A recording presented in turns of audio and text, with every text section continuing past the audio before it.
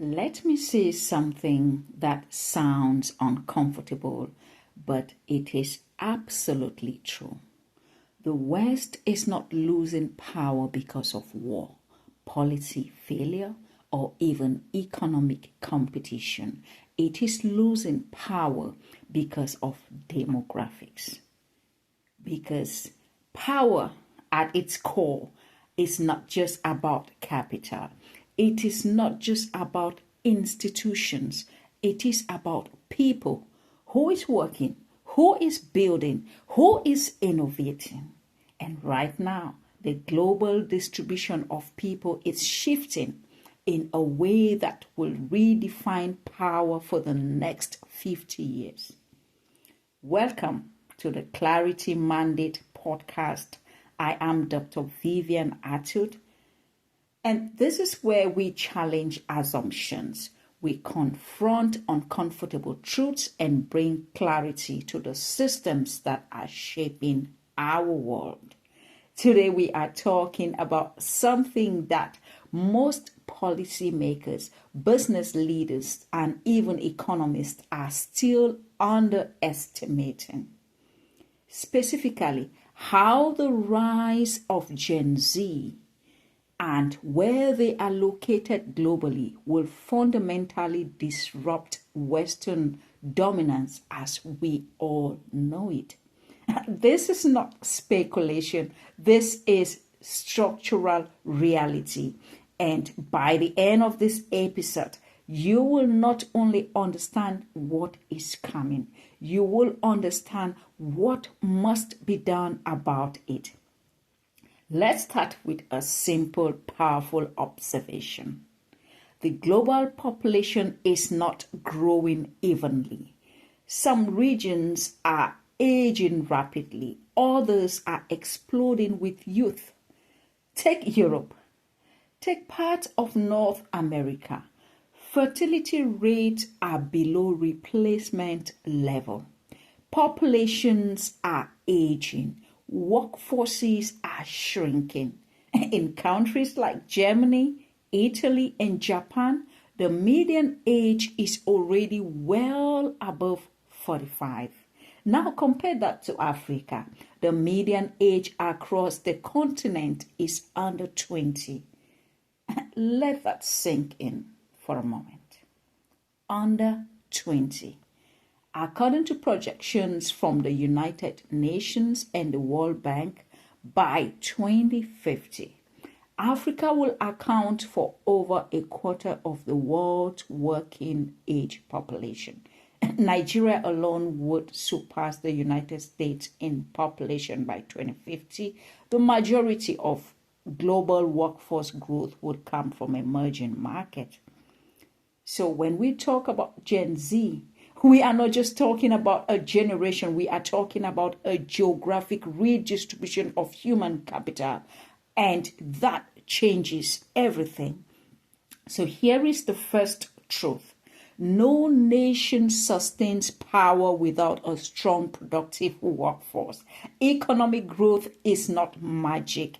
It is the output of human effort, organized, skilled, and sustained over time. This aligns with well-established economic theory. Whether you are thinking of the Adam Smith pin factory, a model, to modern human capital theory, when your workforce shrinks, your growth potential shrinks with it. And this is exactly what is happening in much of the West. Aging populations mean fewer workers, more retirees, increasing pressure on social systems. This is what economists call a rising dependency ratio. Fewer people producing, more people depending, and now contrast this with emerging markets, young populations, expanding labor pools, rising entrepreneurial energy. So the question becomes, where will the next wave of productivity comes from? So let's look at my second key point here. Let's talk about this Gen Z. This generation is fundamentally different. They are digitally native. They are globally aware. They are less tired or even tied to traditional structures. I mean, if you're raising teenagers or young adults in this generation, you know what I'm talking about. But here is what most analysts are really missing. A Gen Z in Lagos is not the same as a Gen Z in London. Gen Z in Nairobi is not the same as Gen Z in New York. The context matters because resources and availability in different contexts is different. In many emerging markets, Gen Z is not just entering the workforce. They are building new systems, fintech ecosystems. I mean, think about different regions in Africa, mobile first economies, informal sector transformation into formal digital markets that is happening across Africa. They are leapfrogging legacy infrastructure. This is what we call non-linear development. They are not following the Western path. They are creating a new one. So let's me be clear about something. Western dominance didn't happen in a vacuum. It was supported by large productive populations, industrial era workforce expansion, strong demographic momentum. If you look at from the 19th century to the mid 20th century, Western nations had growing populations, expanding labor forces, high productivity growth. That combination created global dominance. But that advantage is now reversing. Today, what do we have? Birth rates are declining in Western nations. Workforce growth is stagnating. Immigration is politically contested. So the very foundation that sustained Western power is weakening. Now, here is where we must even be more precise, because demographics alone are not enough. A young population without education, without skills, without systems, without leadership does not create power. It creates pressure. So the real issue is not just population growth, it is human capital development. This is where leadership becomes decisive. Countries that invest in education systems, in digital infrastructure, in governance, in entrepreneurship ecosystems will convert demographics into dominance. Those that do not will face instability, unemployment, and systemic strain. So let me say this plainly. Demographics does not guarantee destiny for any nation. Leadership determines whether demographics become opportunity or it becomes a crisis. And right now, many regions with the greatest demographic advantage are not preparing at the levels that are actually required. We celebrate population growth, but we are not building the systems at the same pace. And in the West, for example, we are aware of demographic declines, but guess what? We are not restructuring systems fast enough.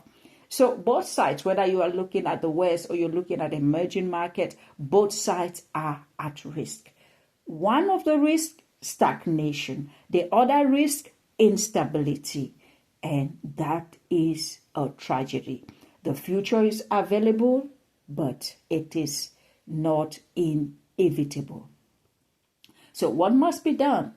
Let me give you 4 strategic imperatives for this era. Imperative number 1, reframe human capital as a national asset, not a social issue, not a policy afterthought, a core economic strategy. Point number 2, invest aggressively in education that matches the future, because not all education will be advantageous.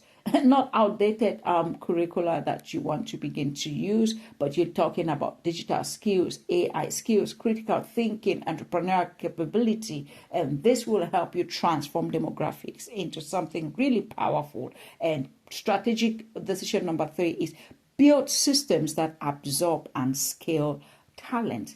Jobs alone are not enough. Right now, we need ecosystems. We need infrastructure. We need platforms for productivity. Point number 4, adopt a long-term leadership mindset. Demographic shifts operate on decades.